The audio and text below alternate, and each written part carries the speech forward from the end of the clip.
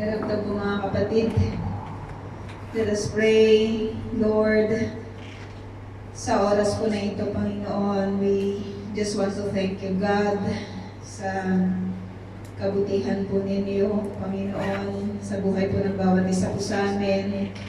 At panatag po kami, O God, that you are a God na nandyan, Panginoon, sa inyong pong trono, O Diyos, that you will rule, O God. You will be praised sa gabi po na ito.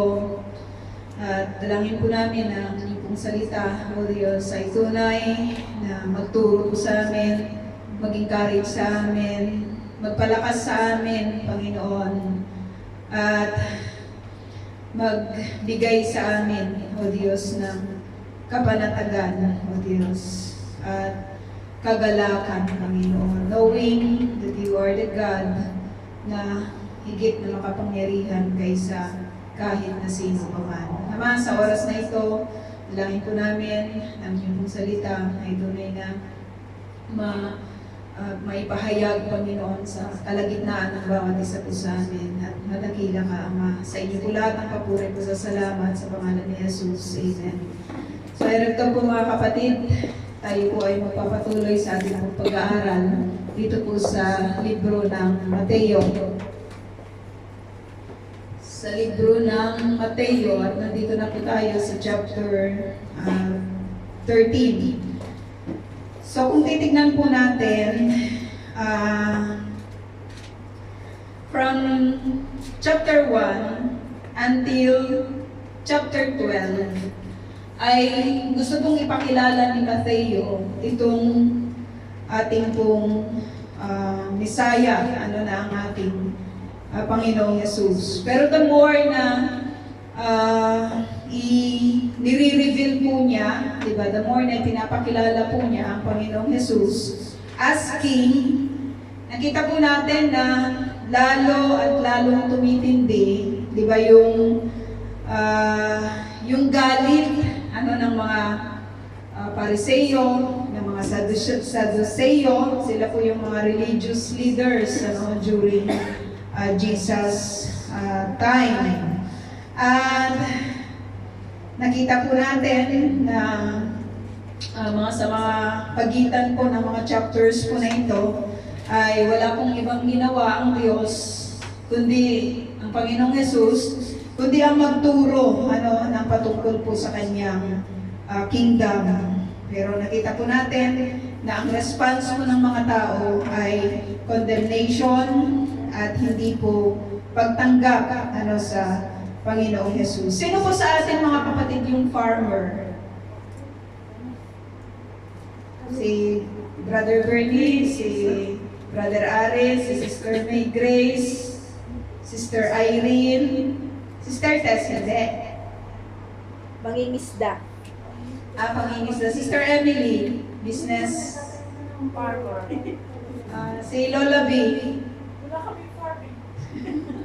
Business din. Business na. Si Nailin pa, farming din. Nagkasaka.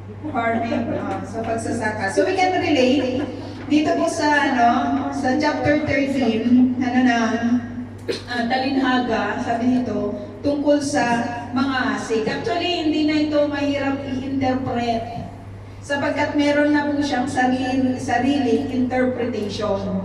Ang Diyos mismo yung nagbigay, di ba, ng sarili pong interpretation, di ba, ng scripture. No? At sabi nito sa verse 1, nung araw ding iyon, so this is a continuation doon po sa chapter 12, na kung saan nakita po natin na nagtuturo po itong si Jesus, tapos pumunta po yung kanyang yung kanyang ina, at saka yung kanyang mga kapatid. So, ito po yung setting, ito po yung place na makikita po natin dito. So, it is a continuation. Sabi doon, nung araw din iyon, so hindi na, it's the same day. Hindi na kinaumagahan o kinagabihan. Hindi ganun yung presentation ng scripture sa atin sa pamamagitan po nitong si Mateo. Sabi nito, nung araw din iyon, yun. Si Jesus ay lumabas ng bahay. Si Jesus ay lumabas ng bahay at naupo sa tabi ng lawa. Sa tabi ng lawa. Siguro nagmuni-muni. May mga gano'n. No? Kaya, di ba, kung minsan nalulungkot tayo, di ba, pumunta tayo sa gilid ng dagat, naglalakad-lakad, di ba, may mga ganong instances, ano na, o kaya sa Taiwan kasi, hindi dagat yung pinupuntahan para mag-refresh, kundi sa mga kabundukan. No? Magaganda po yung bundok nila, di ba Lola B? Yung mga galing ng Taiwan. Magaganda yung mga bundok nila, tapos may mga, yung mga fish ponds sila, di ba yung mga ganun, maraming mga kulay ng isda, di ba Sister Emily? Mga galing Taiwan. Hindi ka galing ng Taiwan? Sito muna niyang Saan siya? Sa syudad siya. Ex-Pinas. Ha? Ex-Pinas. Ex-Pinas ka. Ayun, may mga... Sa Pinas naman, ang pinupuntahan natin ay mga malls. Di ba? Mga resort. Mga ganon. Tapos ngayon, mga farm. Diba? Marami na kasi yung mga nag-develop ng kanila pong mga agri-tourism farm. No? So si Jesus, nakita po natin, sabi niya dito, di ba, lumabas siya ng bahay, naupo siya sa tabi ng lawa. Saan lawa to? Yung lawa ng Galilea. No? Yung lawa ng Galilea, kasi doon po siya, doon po yung center, di ba, ng kanya pong ministry. No? Sabi dito, verse 2, dahil sa dami ng taong, Pastora, pwede pong pakipatay yung ginagaya ako. Yan. Nahuhuli siya eh. Yan. Dahil sa dami ng taong lumalapit sa kanya, so maraming pumupunta, no? Maraming nakikinig, maraming alam mo yon, kasi si Jesus naman ay full of wisdom. Napakasarap lang siguro niyang kausapin. And yung lagi po niyang tema is about the kingdom of God. So laging yun po yung tema ng kanya pong mga itinuturo or sinasabi. Naka-encounter na po ba kayo ng mga tao na ganon? Na sa tuwing kakausapin po ninyo sila, hindi nawawala yung patungkol sa Lord or yung patungkol sa kingdom ng Lord. Na kahit doon po sa mga small things na nakikita sa paligid man, di ba, or everything, they can connect it to yung spiritual truth. No? May mga ganun po ng mga tao sa kapanahunan po na ito. No? So hindi lang sa panahon po ng Panginoong Jesus, pero kita po natin na ang lahat ng mga tunay na sumusunod po sa Panginoon, wala silang ibang language kung hindi ang kingdom ng God. Diba? Wala silang ibang kinikwento, diba, sa buhay po nila, maliban doon po sa connection ng kanila pong pagiging lingkod ng Diyos. At ang laging tema po nila is about the kingdom of God. Yung mga totoong sumusunod at tunay na naglilingkod sa Diyos. Kasi isa lang yung focus nila, di ba? Yung kingdom ng Lord. So maraming tao yung pumupunta doon, sabi niya dito, dahil sa dami ng taong lumalapit sa kanya, sumakay siya sa isang bangka at doon naupo. One thing that I love from the Lord, mga kapatid, is katulad ng kanyang sinabi, lahat ng lumalapit sa kanya ay hindi niya itinataboy. Lagi po siyang may availability pagdating sa kanyang oras. So anytime na pumupunta po yung mga tao, gabi man yan, araw man yan, di ba? Lagi po siyang available. So kung titignan po natin, di ba, katatapos lang niyang magturo, di ba, dito po sa mga verses na una po nating napag-aralan, sa mga unang chapters nating napag-aralan. So sabi niya, pumunta siya, lumabas siya doon sa bahay, pero hindi siya tinantanan ng mga tao. At nakakatuwa sapagkat sa dami, sabi dito ng tao, ay sumakay siya sa isang available na bangka at doon po siya naupo. Hindi niya ginamit yung bangka po na yon upang tumawid sa kabilang ibayo. Iwanan po yung mga tao. Ang nakita natin sa Panginoong Yesus, He really loves people. He really loves people. No? At meron po talaga siyang panahon. Ewan ko po sa inyo, sino po sa inyo yung may talent na makinig at talent na magsalita? Karamihan, ano? Karamihan ay makikita po natin na meron po yung mga gustong magsalita, kaya minsan sabay-sabay tayo, di ba? Sabay-sabay tayo sa pagkukwento kasi we wanted also that our stories will be heard. Di ba? Pero iilan po yung may talent na makinig. Iilan po yung may mga ganong pasensya sa pakikinig. Pero ito po yung mga tao na nakikita po natin that they wanted to hear from the Lord. Gusto po ba ninyong makinig din sa Panginoon? Sabi dito, tumayo naman sa dalampasigan ang mga tao at sila'y tinuruan niya ng maraming bagay sa pamamagitan ng mga talinhaga, sa pamamagitan ng mga talinhaga o ng mga parables. So bakit parables yung kanyang ginagamit? Bakit ang plano ng Diyos ay parable siyang mangusap? Kanino? Hindi sa mga disciples, kundi sa mga taong nandun. Kundi sa mga taong gustong makinig, di ba, sa kanya. No? Maliban dito po sa mga disciples. At itong talinhaga, mga kapatid, ano sa pagkakaunawan nyo yung tungkol sa parable? So sa talinhaga. Sa mga bata, they can learn easily doon po sa mga visual na ibinibigay sa kanila. Di ba? Yung magdodrawing ka ng apple, tapos, ano to? Sasabihin niya, may nakalagay din doon na letter A, sasabihin nila, apple. Tapos, di ba nag-start tayo sa gano'n? Naalala niyo nung kayo po ay mga bata pa? No, year 1980, secret, no? Naalala niyo, di ba? Sa kapanahunan namin, ewan ko po doon po sa mga bago na, meron kaming abakada na yung talagang mahal ko lang talaga yung abakada na yon sa kapanahunan na yon. Kasi talagang meron, naabutan nyo yon, Sister May Grace? Yung abakada na gano'n? Ha? Yung maliit na parang notebook na nandoon lahat kung paano ka magsulat ng letter A, letter B, tapos may mga pictures din. Diba? Hindi na nabutan. Si Brother Bernie nabutan mo? Nabutan. Nabutan niya. Bata pa kasi Sister May ABC Grace. po. ABC. ABC yung amin. Tapos may Trinitrace. Abakada ng mga panahon. Mas na siya, mas bata siya kasi, ano?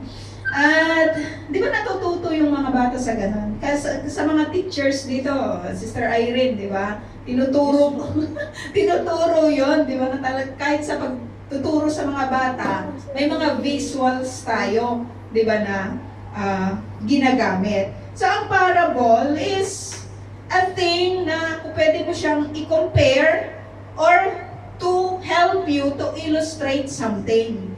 So, ginagamit ito ng Lord for in short, ito ay earthly story, totoong story na binibigay ng isang nagsasabi po nito with heavenly meaning.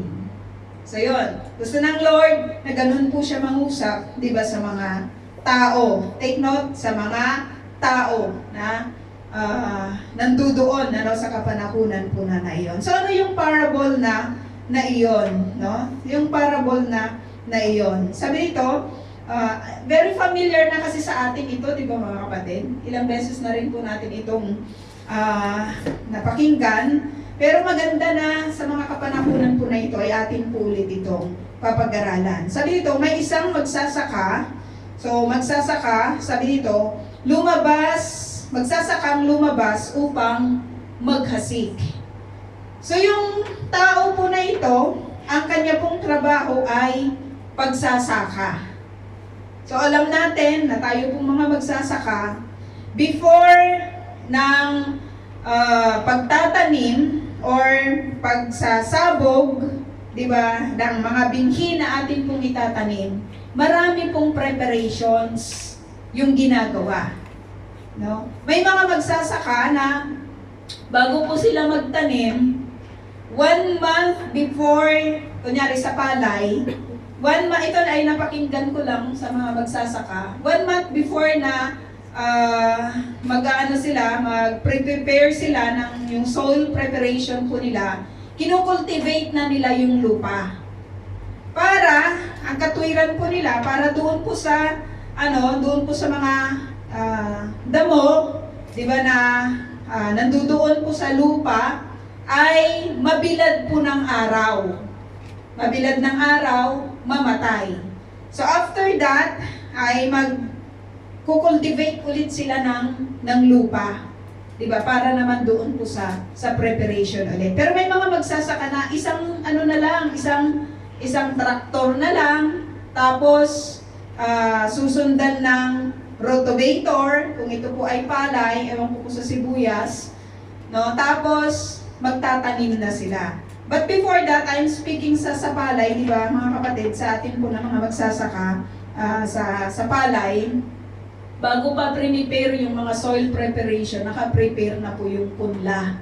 Maliban na lamang kung ito po ay sabog tanim. No? Pag sabog tanim, for those of you who are not a farmer, yung ibababad po yung binhi ng magdamag, ibababad yung palay ng magdamag, tapos saka siya isasabog. No? Hindi na ipupunla, kundi direct seeding na, 'di ba, yung kanila pong ginagawa. Pero ngayon marami ng high-tech, 'di ba? High-tech na mga gamit sa pagsasaka. Marami na po. Sa kapanahunan na 'yon, merong isang character ng sinasabi ay isa siyang magsasaka. So lumabas siya upang maghasik. Madali na lang din i-interpret kung sino ito pong magsasaka, sapagkat sasambitin din ng mga susunod po na mga talata na ang magsasaka ay nire-represent po niya si God. No? Si God po yung magsasaka, at yung kanya pong inihahasik na binhi, sasabihin po dito, is the word. Di ba? Is the word ng Lord. So meron po siyang ihahasik, no? Merong isang sower. Makikita natin dito yung mga karakter na si God, di ba? Yung sower, yung seed, at saka yung soil. So tatlo lang yung makikita natin dito, yung sower, yung seed, at saka yung soil. No? So sabi dito, sa kanyang paghahasik, ay may mga binhing nalaglag sa tabi ng daan. Sa tabi ng daan. So kung ang setting mo, di ba, I don't know, even siguro anong tinatanim niyo, Brother Aris? Palay din? Sila Sister Irene ay marami, di sibuyas, may mani, bawang, luya, sili, talong, marami sila, Sila Sister May Grace palay din, Sina Pastora palay din. Sina Inay Limpa palay din. Brother Bernie is palay. Mais. Grapes?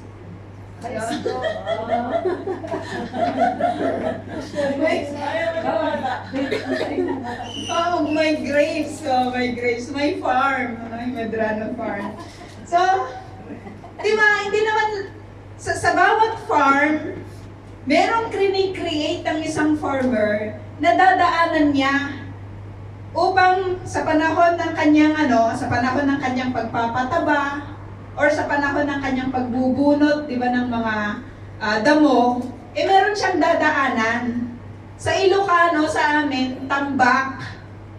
No? Sa Tagalog ay pilapil. Pilapil ba? Tama ba?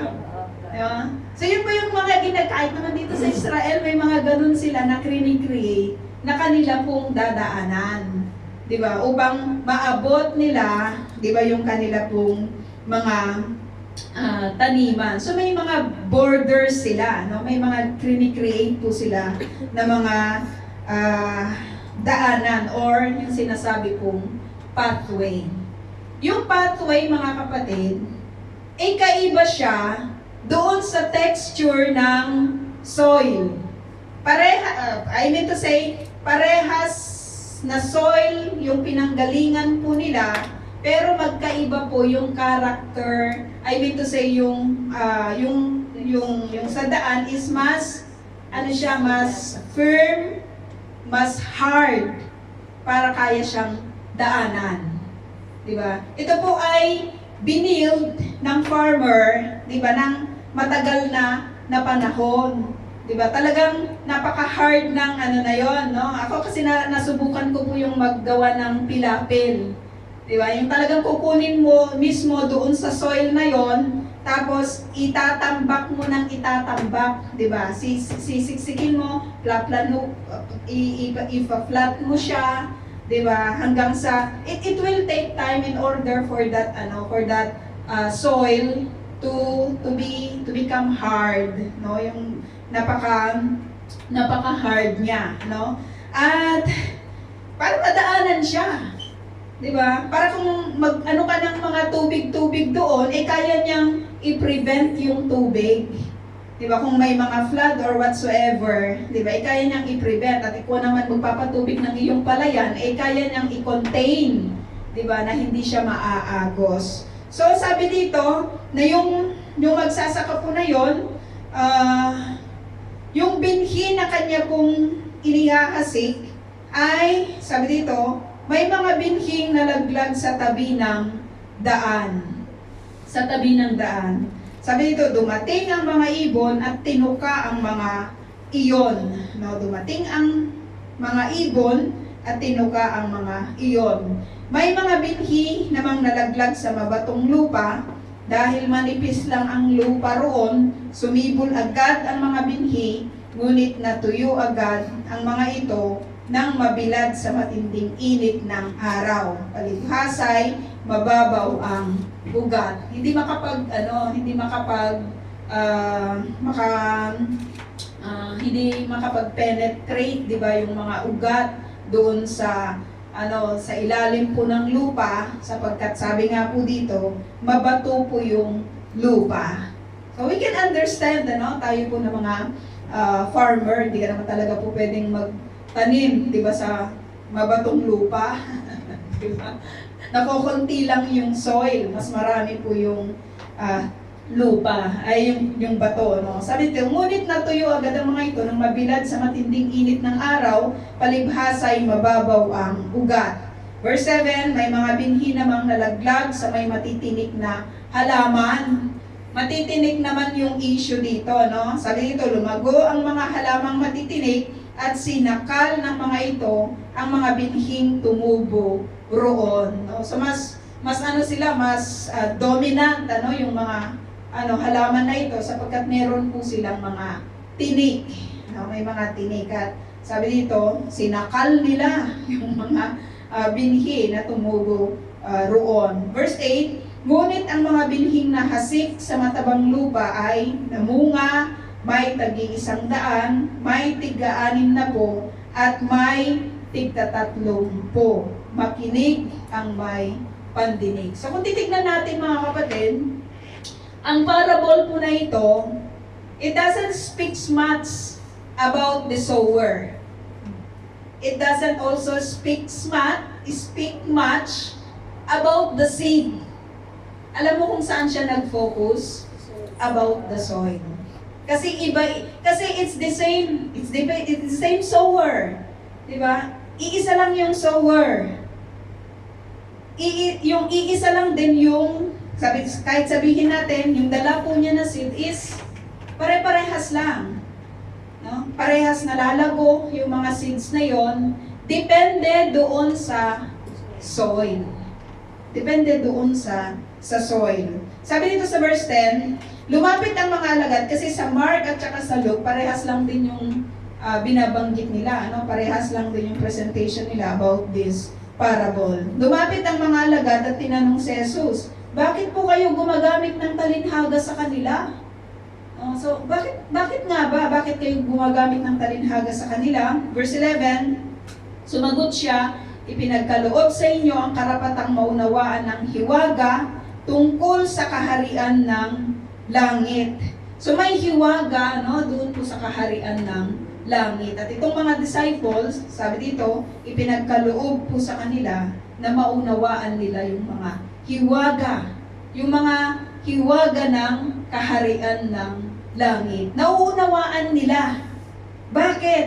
Kasi nga tinuturo, 'di ba, sa kanila ng Lord. Laging 'yun yung laman, 'di ba, ng kanya pong mga sinasabi. 24/7 nakasama niya ang mga tao po na ito, no? Ang mga disciples po na ito. Kaya sabi dito, ipinagkaloob, 'di ba? Ang God yung nagkaloob, 'di ba, sa inyo na maunawaan yung hiwaga ng kaharian ng langit. Ngunit hindi ito ipinagkaloob sa kanila. Kanino? Sa mga tao.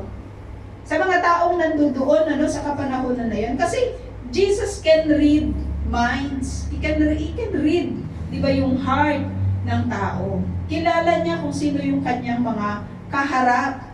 At nakita po niya, by his all-knowing na yung kanyang pagiging anak, di ba, ng ating Panginoong Jesus, na ang lagi po niyang nais, di ba, yung makasunod sa Panginoon, no? Sabi dito, pero hindi ito pinagkaloob sa kanila. Verse 12, sapagkat ang mayroon ay bibigyan pa, which is the disciples, very clear, kayo, meron na kayo, ngayon maririnig ninyo ulit ito, bibigyan pa ulit kayo. Diba? Nang alin, ano ba yung ibibigay? Tungkol doon po sa hiwaga ng kaharian. So very clear, mga kapatid? Very clear yung binabanggit ng scripture sa bagay na ito. 12, sapagkat ang mayroon ay bibigyan pa at lalong magkakaroon. Ngunit ang wala, kahit ang kakaunting nasa kanya, ay kukunin pa. Ngunit ang wala silang pagkaalam, di ba? Meron na nga silang kokonte, maririnig nila ito, pero kapag hindi po nila ito iningatan, ay mawawala pa sa kanila. Sa kailangan turuan sila doon sa language na kaya po nilang intindihin. Di ba? Ang nakikita ko lang dito, mga kapatid, si Jesus gusto niyang abutin ang mga tao na ito sa kaparaanan na kung saan, di ba, ay mauunawaan nila ng maayos yung mensahe, yung spiritual truth about this parable, no? So sabi dito, kakaunti sa kanya, pakukunin pa, kaya gagawin ko yung lahat upang may pangaral ang kaharian ng langit sa kanila. That is the heart of Jesus. Di ba? Nagagawin niya yung lahat ng pamamaraan upang ipaabot yung kaharian sa mga tao. Nandoon na rin lang yung tao na yon. Di ba? Nandoon na rin lang sila at gusto nilang makinig, di ba, sa Panginoon. So he took yung mga chances na katulad po nito na hindi niya sinayang yung pagkakataon upang ipaunawa sa kanila ang tungkol sa kaharian at hiwaga, di ba, ng kaharian ng langit, no? Yung domain, di ba, ng ating Panginoon.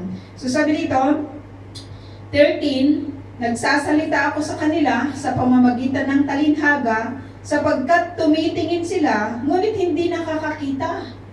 So ganito yung kalagayan ng mga tao na ito. Di ba? Ito yung ina-address ng Panginoon.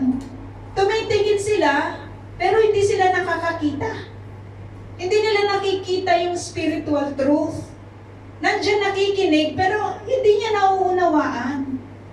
No? Hindi niya nauunawaan yung patungkol sa spiritual truth ng kingdom ng God. Nandiyan naman sila, tumitingin naman sila, nagpapagal na rin lang naman sila, nauupo na rin lang naman sila, di ba? Sa paanan ng Panginoon, nakikinig na rin lang naman sila, di ba?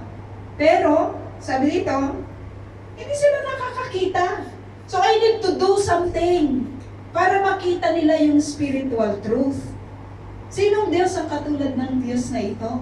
Di ba? Nagagawin niya yung lahat ng paraan upang maunawaan mo at maunawaan ko at nang maging lahat ng mga tao na gustong kasi may mga tao na ganun, they wanted to know about God. Di ba? They really wanted to know about the Lord.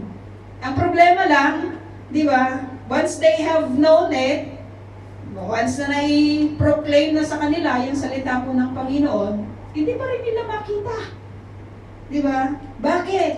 Sabi din ng scripture, they are blinded by their sins. Di ba? Blinded ng kanila pong mga kasalanan. Sabi dito, at nakikinig ngunit hindi naman nakaririnig, di nakakaunawa man. Sapagkat sinarhan na nila yung kanilang mga tainga, di ba, sa pakikinig ng truth about the Lord. Nakikinig, may mga ganun, akala mo nakikinig kasi tahimik naman. Pero pag tinanong mo ng tungkol sa mga sinabi mo, wala siyang nakuha, wala siyang maintindihan. Di ba? May mga ganyan. Ang reality, may mga ganyan. So katulad ito, kapag ganun po yung response natin sa salita ng Panginoon at sa kaharian niya na itinuturo sa atin, nakikinig naman tayo. Nakatingin naman kayo sa akin. Di ba? Na parang nakikinig. Ang tanong doon, nauunawaan ba ninyo? Di ba? Meron ba kayong nakukuha at nakikita?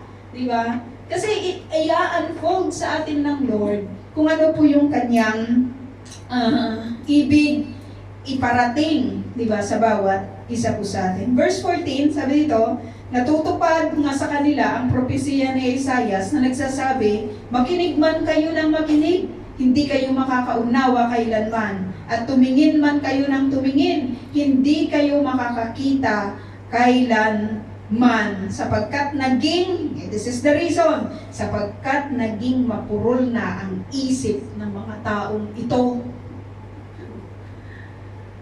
Bakit po ba pumupurol yung kutsilyo, Sister Irene? Kadalasan, hindi siya ginagamit, hindi hinahasa, or inilalagay sa, kapag kasi pag pinabayaan mo yung kutsilyo sa lupa, di ba? Nagkakalawang yon. So, sinasabi ng Lord dito, mga kapatid, mapurol na kasi yung isip nila, ayaw nilang hasahin, ayaw nilang mag-aral, di ba? Ayaw nilang makinig, ayaw nilang tumingin. Di ba? Ako kasi hindi ako naniniwala sa taong bobo. Di ba? Hindi ako naniniwala. Kasi, lahat naman tayo, isinilang, na walang ibang sinambit, kundi unga. Ay, unga? Baka yata yun. Uwa pala. Uwa pala. Unga, ginawa kong baka, ano? Wala talaga. Meron lang talaga yung tamad mag-aral at sinasabi na mapurol ko yung kanyang isip. Pero alam niyo yung technique ng kahit sa pag-aaral, ang technique para ma-perfect mo yung exam mo, ma-perfect mo yung mga quizzes mo. Pag uwi mo ng bahay, wala kang ibang gagawin, basahin mo ulit yung mga notes mo. Basahin mo yung mga libro mo. Araw-araw yon, no? Kaya pagdating ng exam, hindi ka na kandapuyat-puyat sa pagre-review. Diba? Makakalumata ka na sa pagre-review. Hindi, ang sekreto nun, kung first day ng school mo, sa kahit na anong klase ng learning, diba, first day ng school mo, pag uwi mo ng bahay, basahin mo ulit yung notes mo, basahin mo yung libro mo, mag-advance ka. Diba? Mag-advance ka ng lesson, kung may libro ka, diba? Basahin mo yon. Tapos pag uwi mo ulit ng second day, ganun ulit ang gagawin mo. Yung first lesson mo, basahin mo ulit. Diba? Idagdag mo na yung second na lesson. Tapos sa third day, ganun din. Tatlong lesson na yung idadagdag mo. Hanggang sa oras ng quiz, perfect mo yung quiz mo. Perfect mo din yung exam mo. prelim man yan o yung final na exam. Maganda yun sa mga Kristiyano, mga kapatid, di ba? Para mag-guardan yung buhay po natin, we need to read our Bible every day. We need to learn. We need to grasp, di ba? We need to grab every opportunity na kung saan ay nagbabasa tayo. Alam mo, ito, sikreto ha. Meron akong ginagawa ngayon. Baka gusto rin yung sumabay sa akin. Diba? Sinusulat ko yung Bible ng word by word, chapter by chapter, and verse by verse. Kasi na-encourage ako dun sa aking nakita. Di ba may mga Hudyo na nagsusulat sila ng Torah? Tapos, 1 year nilang sinusulat yon. Sulat kamay yun ha. Sulat kamay. So, sabi ko, gusto ko rin i-challenge yung sarili ko. Kasi sa kanila, bawal magkamali. Bawal magkamali eh. Mahal yung papel noon. Nagtanong ako ang mahal-mahal ng papel kasi gusto ko nga sanang bumili ng gano'n. Yung naka-roll na papel na ginagamit nila sa yung pagsusulat nila ng Torah. Pero ang mahal pala noon. Napakamahal. So sabi ko, mag-start na lang ako sa notebook. Nagpabili ako kay Pastora ng notebook. Alam mo kung ano yung binili niya para sa akin? The same paper as the paper na ginagamit nila sa pagsusulat ng Torah nila. No? Ang ganda-gandang sulatan, no? So sabi ko, pero ang kaibahan lang mga kapatid, 3 beses na yata akong nagkamali. Di ba, sa pagsusulat. Sabi ko, ang hirap pala. Ang hirap palang isulat yon. Pero alam nyo, ang gandang mag-aral pag ganon. Kasi habang sinusulat mo, naaalala ng isip mo. Di ba? Binabasa mo, maraming inputs eh. Nagsusulat ka, nakaka-capture ng isip mo, binabasa ng bibig mo. So wala nang reason talaga upang, sabi ko, ang ganda-ganda lang talaga, nasa chapter 7 na ako ngayon ng Genesis. Pero ang dami kong nakita doon na hindi ko nakita nung ako po ay nagbabasa lang. O kaya nagtatype lang sa computer. Kasi word by word, isusulat mo yun ng maayos. Diba? Isusulat mo ng maayos. So habang isinusulat mo yun ng maayos, ang daming revelation ng Lord na magaganda about His Word. No, i-try nyo, no? Yung paghihirap, yung sakripisyo. Lahat naman ng learning, you need sacrifice. Diba? Kasi kapag itatype mo lang, oo, nandun na yon. Pero iba kapag pinaghirapan mo. Diba? Iba yung dating kapag pinaghirapan mo. So sabi dito, sapagkat naging mapurol na nagiging mapurol ang isang bagay kapag wala ka ng eagerness, di ba? Na maging tumalino or maging matalim ulit, di ba? Yung isip, no? So po pwede, kapag ganun po yung nangyari sa dito, kapag mapurol na, mahirap ka nang makarinig. No? Mahirap nang makarinig yung kanilang tainga kasi mapurol na nga. Ibig sabihin nun, ayaw na nilang makinig. Ayaw nilang dagdagan yung kanilang mga naririnig or napapakinggan. Ano? Sabi dito, ano pang ginawa ng mga tao na ito? Ipinikit na nila ang kanilang mga mata. Ayaw na nilang tumingin. Ayaw na nilang makita. Ano ba yung sinasabi ng Lord dito? It's about His kingdom, kapatid. Diba? Ito yung gusto niyang ipakita, ito yung gusto niyang ituro, di ba, sa kanila, pero ayaw na nila. Kayo po, gusto po ba ninyo, mga kapatid, yung patuloy na pag-aralan ng kingdom ng God? Walang ibang habang tumatanda ka, habang tumatanda ang tao, dun lang talaga niya malalaman yung kahalagahan ng eternity. Kasi palapit na siya ng palapit eh. Palapit na siya ng palapit sa kanyang retirement. No? Sabi dito, kung gayon, sana'y nakakita ang kanilang mga mata. Sabi dito, nakarinig ang kanilang mga tainga, nakaunawa ang kanilang mga isip, at kung nangyari yon, sabi dito, di sana, nagbalik loob sila sa akin. At merong pangako ang Lord, sila'y aking pagalingin. Sila'y aking pagalingin at pinagaling ko sila. Sabi dito. So, ang nakikita po natin dito mga kapatid, may pag-asa yung mapurol ang isip. Diba? May pag-asa yung ayaw makinig. May pag-asa yung ipinikit na niya yung kanyang tainga. Ano yung pag-asa na yon? Yung muling magbalik loob sa Panginoon. At gagawin ulit ng Diyos, di ba, na maging matalas ang kanyang isip, gagawin ulit ng Diyos na makaririnig siya at makakatingin siya. Di ba? Makikita niya. Ano yung makikita niya? Yung tungkol sa kingdom ng Lord. Kasi pangako niya, akin siyang pagagalingin. So ito po yung paglapit sa Panginoon. So hindi natin sinasara, 'di ba, yung lahat ng opportunity para sa mga tao pagdating sa kingdom ng Lord. No? Hindi natin isinasara. We will always take all the opportunity upang sa ganon ay ang mga tao po na ito ay makarinig sa salita ng Lord.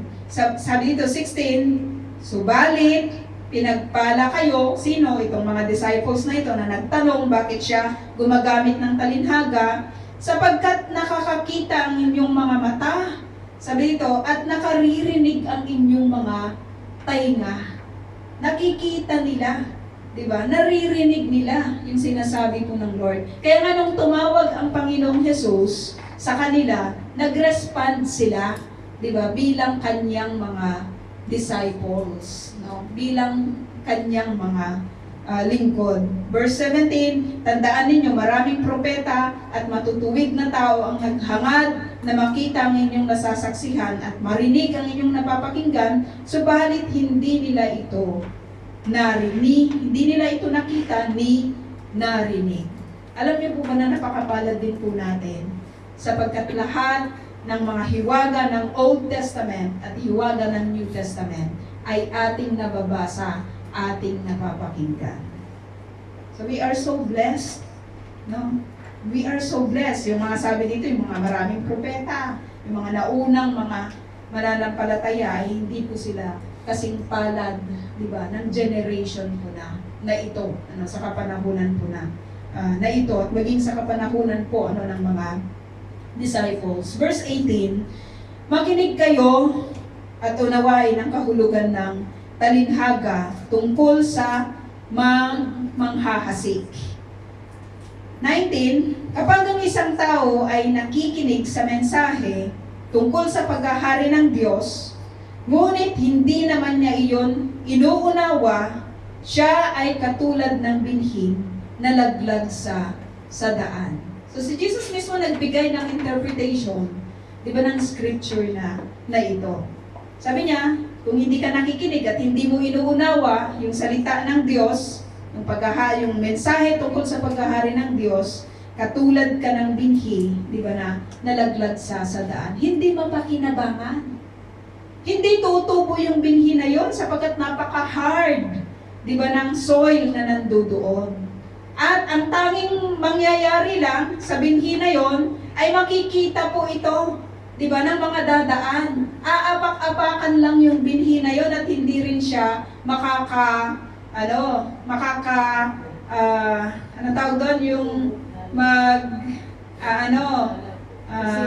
magsisibol, hindi tutubo. Kasi aapak-apakan lang yun, di ba, ng mga dadaan doon. At itong mga sinabi dito, di ba, na yung mga sabi dito, yung mga ibon, di ba, ay makikita nila yun. Makikita nila yun sa daanan, di ba, at kanila po itong tutupain. Sabi dito, dumating ang masama at agad inalis sa kanyang isip ang mensaheng kanyang napakinggan. Kasi hindi inunawa di ba? Maraming nakikinig, hindi inuunawa. Ito yung importante pagdating sa kaharian ng langit. Because this is so important. Especially sa buhay po ng mga mananampalataya. Kailangan mong unawain. Di ba ang salita ng Diyos, no? Ang mensahe ng Diyos tungkol sa kanyang paghahari. Kasi kapag hindi mo inunawa, darating yung masama. Di ba? Nakakala mo ang galing-galing magsalita, pero sa totoo, isa pala siyang terorista. Di ba? At sisirain yung iyong napakinggan. Di ba? Ilalayo ka doon sa katotohanan. So you need to understand. We need to understand. Di ba? Yung mensahe, ng Panginoon. 20, sabi dito, ang katulad naman ng binhing nalaglag sa mabatong lupa, ay ang taong nakikinig lahat ito, mga kapatid, nakikinig ito, lahat ito, no, nakikinig, sabi dito, ng mensahe, na kaagad masayang tumatanggap nito. Diba? Ang saya-saya niyang, ang saya-saya niya, pag nakakita na po ba kayo ng gano'n? Na kapag nandyan yung salita ng Lord, may amen ng amen, di ba? Ang saya-saya niya, pumapalakpak pa siya, di ba? At kapag pinag-pray mo siya, talagang todo luha pa, no? May mga yung mga nag-faint ng dahil po sa kanilang emotions. Isa sa mga makita po natin dito, yung emotion, it will not save you. Kaya pakiramdaman mo, may mga nagsasabi din na ito nararamdaman ko malakas yung kutob ko Karamihan sa mga kutob, mga kapatid, yung mga kutob na yan ay deceitful.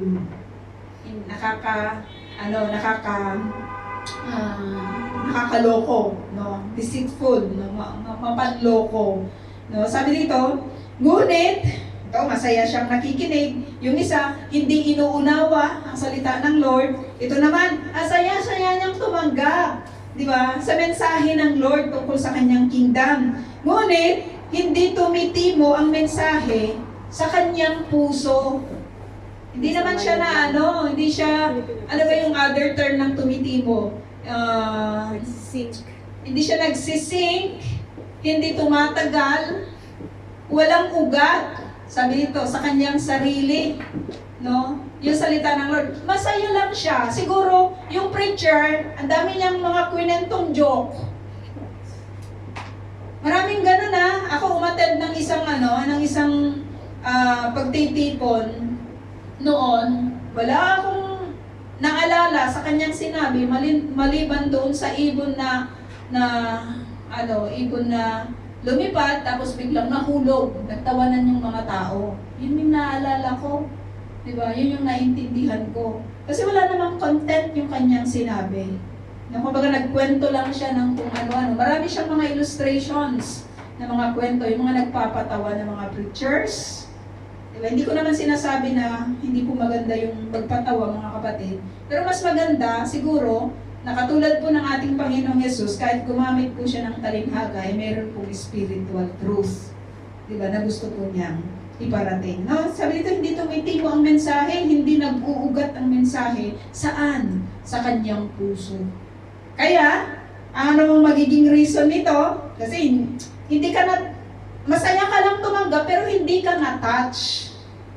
Hindi, nararamdaman po ba ninyo minsan yun, that when you are hearing the Word of God, parang may kirot, di ba, sa puso mo?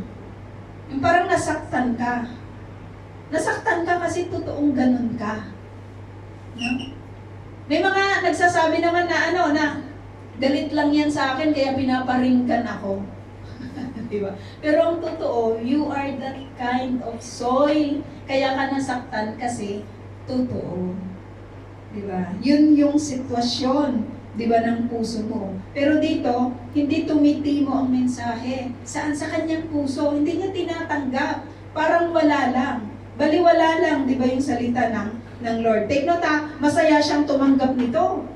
Masaya siyang tumanggap sa mensahe ng Lord. At sabi dito, sandali lamang itong nananatili. Paglabas ng church, wala na. Hindi na naintindihan, nag-focus na kay Hamas. Joke lang, no? Joke lang yun. O kaya nagtagal na sa, saan yun, Sister May Grace, yung in-upload mo kay Lola B? Sa, Instagram. ha? Telegram. Telegram. Instagram, sabi ko, hindi, joke lang yan. No? Sandali lang at hindi ito nananatili. No? Wala siyang napag-aralan. Walang tumimo doon sa kanyang isip. Kasi kapag tumimo, di ba yung mga masasamang salita, kapag tumimo sa puso mo, naalala mo lahat yon. Kahit matagal ng panahon, naalala mo kung paano ka inilapusta. Di ba? Kung paano ka niloko. Kasi nag-sink in eh. Naramdaman mo eh. Di ba? Nasaktan ka eh. Pero itong tao na ito, wala, hindi tumalab. Hindi tumalab ang mensahe ng Panginoon. Wala. Hindi tumimo doon sa kanyang puso. Kaya sandali lamang itong nananatili, sabi dito, kaya pagdating ng mga kapighatian at pagsubok dahil sa mensahe, agad siyang tumatalikod sa kanyang pananampalataya. Kasi walang naitanim, kapatid.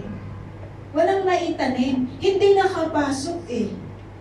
Diba? Hindi nakapasok. Diba? Sa kanyang puso. Wala siyang maalala, wala siyang matandaan. Diba? Sa mga pangako po ng Lord. Kasi hindi pumasok. Sana wag nating hahayaan na bawat Sabado, diba? Kahit sino man yung nagsasalita dito, it is all about the word ng Lord. Kahit sino man yung nag-explain, kahit sino man yung tumatayo. Sapagkat hindi issue kung sino yung naghahasik. Hindi rin issue kung ano yung binhi. It is the same. Ang issue ay kung sino yung mga soil na pag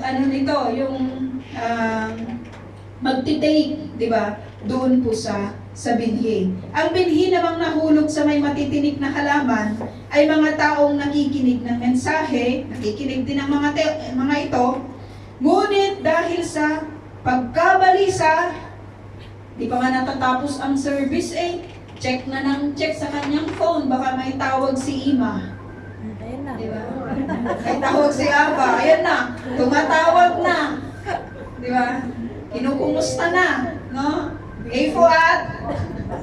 Di ba? Nasubukan niyo na ba yun? Na hindi ka makapag-concentrate kasi balisa ka. Kasi baka may babaril dyan sa atin, sa labas. O kaya may mga corona dyan sa labas. O kaya yung alalahanin mo, yung pamilya mo, di ba sa Pilipinas, ano na yung kanilang ginagawa, magpakabit kayo ng CCTV. Di ba? Para makita ninyo. Di ba? Sabi nga ng mama ko, kwento ko lang mga kapatid. Sabi niya, yung CCTV dito lang sa bahay. Sabi niya, paano kung gagala ako? Hindi mo ko makikita. Sabi ko, tanungin mo nga dyan ka ako kay pamangkin kung meron ding CCTV ka ako na nakakabit sa katawan para nakikita kita. Ang tawa niya, tumawa siya, nakakatawa na. Maraming mga pagkabalisa. Ano po yung mga pagkabalisa na meron kayo ngayon? Ano yung mga iniisip sa kapanahunan na ito? Sabi dito, hindi lang pagkabalisa, sabi dito, sa isang bagay, sa maraming mga bagay, problema mo na lahat. At higit sa lahat, yung pagkahumaling sa kayamanan. Lahat tayo mga kapatid, may pinagdadaanan tayo, di ba? I think lahat tayo. No? Lahat tayo may mga mabibigat, may mga light lang, di ba, yung kanila pong mga iniisip. Pero hindi issue yung laki or yung kakaunti ng iyong iniisip. Ang issue doon, paano mo tinitreat, di ba, yung mga issue mo. Ikaw ba ay nababalisa? At sabi ito, nahuhumaling saan? Sa kayamanan. Diyos ko, gusto kong magpayaman. Ang dami namang pinagkakakitaan. Di ba? Natamnan na nga lahat. Di ba? Pwedeng tamnan. Kung siya ay farmer. O kaya, ang dami na nga niyang mga sidelines. Naisip niya lahat. Nakakapagod din kaya mag-isip ng sideline. Diba? Paano pakitain? Paano kikita? Yung pera mo, nasubukan niyo na ba yun? Hindi rin yun. Tinatry. Ang hirap kaya. Diba? Kaya yung iba, nag-online selling na, talagang ginugol na namumula na yung mga mata sa pagtitingin ng mga sales and everything. Hindi ko naman sinasabing hindi tama yun, mga kapatid. Dapat lang naman talaga tayo magtrabaho. Pero ang pinpoint ko dito ay higit na mahalaga ang kaharian ng langit. May panahon ang lahat ng bagay. May panahon sa pagtatrabaho, may panahon sa Panginoon. Pero do not take the time that you will offer to the Lord for your own comfort. Or yung inyong, sabi dito masyado ka nang nahumaling sa kayamanan. Di ba? Sino ba ayaw yumaman? Lahat naman tayo gusto nating yumaman. Pero yung pagkahumaling ang issue dito. No? Wala ka ng time sa Panginoon. No? Sabi dito, ano yung magiging result? Nawalan ng puwang sa kanilang puso ang mensahe at hindi ito nagkaroon ng bunga. Kasi ang pumasok doon yung pagkahumaling niya sa kayamanan. Sabi dito, at ang daya ng mga kayamanan. Pagsusumakit na upon sa sanlibutan at ang daya, sinabi niya, madaya yung kayamanan. Tayong mga mananampalataya, the Lord is our portion. Alam natin, no? Na siya po yung pinanggagalingan, di ba, ng lahat ng kayamanan. At hindi natin minamahal ang kayamanan. Ginagamit natin ang kayamanan para mapagpala ang iba at mapapurihan ang Diyos. Di ba? Hindi natin minamahal ang kayamanan, ano? At nagkandauban-uban na tayo sa pagkahanap ng kayamanan. Sabi dito, kapag ganon, nawalan na ng puwang, ipinalit na nila, di ba, yung mga personal nilang mga interest, no? Sabi dito, 23, ito yung pinakamaganda, at ang katulad naman ng binhing na hasik sa matabang lupa ay ang mga taong dumirinig at umuunawang mabuti sa mensahe. Kaya ito ay namumunga ng sagana, may tig-100, may tig-60, at may tig-30. Uulitin ko yung sinabi ko. It is not about the sower. And it is not also about the seed. But it is all about the soil. Kasi pare-parehas lang naman ang message. Pare-parehas lang naman yung nagsisend, di ba? Or nagsisend ng message. Wala naman tayong ibang ipinapangaral, di ba, maliban sa head, di ba, ng church po na ito. Pero nakadepende ang seed doon po sa soil na pupuntahan mo niya. Just imagine na lang, mga kapatid, ako noon, marahil kayo yung tatay ninyo. Kasi ako, tumutulong na ako sa mama ko, bata pa lang ako sa field. Nakikitanim kami, nakikigapas kami. Diba? Bata pa lang ako, grade 1, nakikigapas na rin ako eh. Pero meron kaming sarili din na konting taniman, di ba, ng palay. So si mama yung nag-aararo, wala pa namang mga traktor sa kapanahunan na yon, nagsusuyod, yung ganon. Siya rin yung nagtatambak, gagawa ng tilapil. So lahat. Si mama takot sa linta. Takot sa linta. Pero ginawa niya ng paraan yon. Tinahi niya yung kanyang pantalon na close para hindi pumasok, di ba, yung linta. At tanim kami, di ba, ng aming tinatanim namin ay palay at saka mais naman doon po sa kabila. So kapag nagkaano na siya, nagpuputla siya, o kaya pag sabog tanim naman kami, sinasabog niya yung binhi. Tapos ako naman, tumutulong ako. Nagsasabog din ako ng binhi. Yung kamay ng mama ko mas malaki kaysa sa akin. Kasi bata pa ako eh. Pero yung sinasabog niya, na binhi, ay parehas lang din ang isinasabog ko at parehas din silang tutubo sa lupa.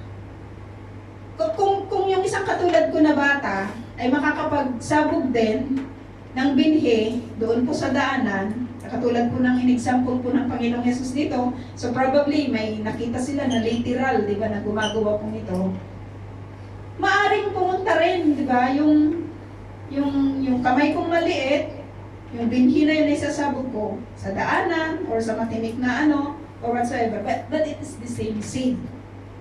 Nakadepende yung produce ng seed na yon, sino man yung nag-sow, sino man yung nagpasabog, nakadepende yung pagtubo at profit, di ba, ng seed na yon doon sa soil na kanya pong babagsakan.